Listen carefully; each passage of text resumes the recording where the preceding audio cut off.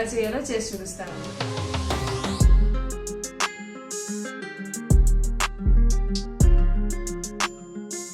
First గా stove వెలిగించుకొని ఒక గిన్నె పెట్టుకుందాం.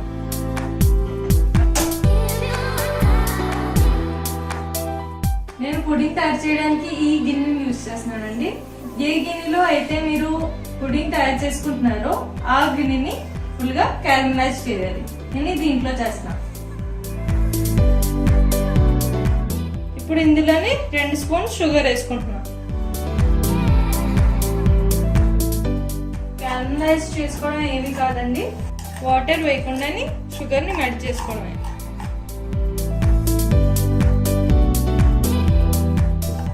స్లోగా మెల్ట్ అవుతుందండి. ఈ విధంగా మెల్ట్ అవ్వేలా చూసుకోవాలి.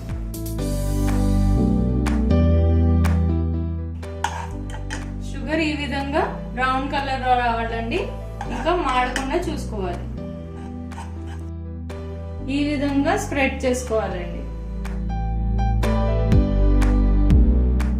ఇప్పుడు దీన్ని పక్కన పెట్టేసుకుందాం. ఇప్పుడు వేరే గిన్నె పెట్టుకోవాలండి.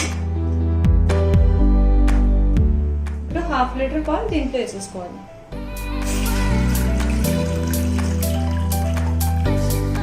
పాలు వేడెక్కే లోపు ఈ కస్టర్డ్ పౌడర్ ని నీళ్ళలో వేసుకొని నెమ్మదిగా కలుపుకోవాలి. ఉండలేమీ లేకుండా కలుపుకోవాలి.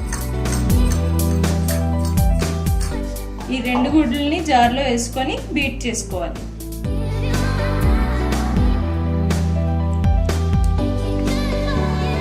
ఈ కస్టర్డ్ పౌడర్ ని మరుగుతున్న పాల్లోని ఉండలు కట్టకుండానే తిప్పుకుంటూ వేసుకోవాలి. తర్వాత షుగర్ సరిపోయేంత వేసుకోవాలి. పంచదార అంతా కడిగిపోయిందండి. ఇప్పుడు ఒక గిన్నెలోకి తీసేసుకుందాం. ఇప్పుడు దీంట్లోని బీట్ చేసుకున్న ఎగ్స్ వేసుకోవాలి. ఇప్పుడు ఇందులోనే 1 స్పూన్ బ్రెడ్ క్రమ్స్ వేసుకోవాలి. 2 డ్రాప్స్ ఎసెన్స్ వేసుకోవాలి. దీంట్లో పుడింగ్ ని స్టీమ్ చేసుకోవడానికి ఈ గిన్నెలో నేను కొంచెం వాటర్ వేసుకొని రింగ్ పెట్టుకున్నాను. రింగ్ లేకపోతేనే చిన్న ప్లేట్ పెట్టుకునైనా చేసుకోవచ్చు మీరు. ఇప్పుడు క్యారమలైజ్ చేసుకున్న డిష్ లోపల ఈ పాలని వేసేసుకోవాలి.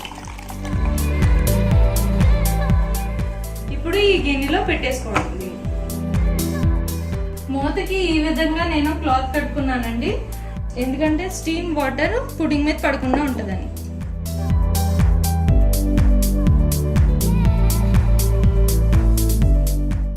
దీన్ని ఈ విధంగా గుచ్చినప్పుడు పుడింగ్ అంటుకోకపోతే మన పుడింగ్ రెడీ అయినట్టే. అంతేనండి, ఎగ్ పుడింగ్ రెడీ. ఇది చల్లారిన తర్వాతే తిరిగేసుకోవాలి.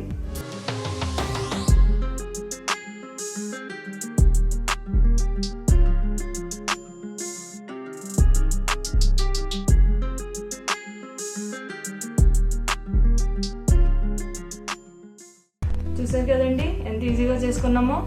ఇది బయట కొనుక్కునే బదులు ఇంట్లోనే చేసుకుంటే చాలా హెల్దీ కూడా, ఇంకా లో కాస్ట్ లో కూడా అయిపోతుంది. ఈ రెసిపీ కానీ మీకు నచ్చినట్టయితే మా ఛానల్ సబ్స్క్రైబ్ చేయండి, లైక్ చేయండి, ఇంకా షేర్ చేయండి.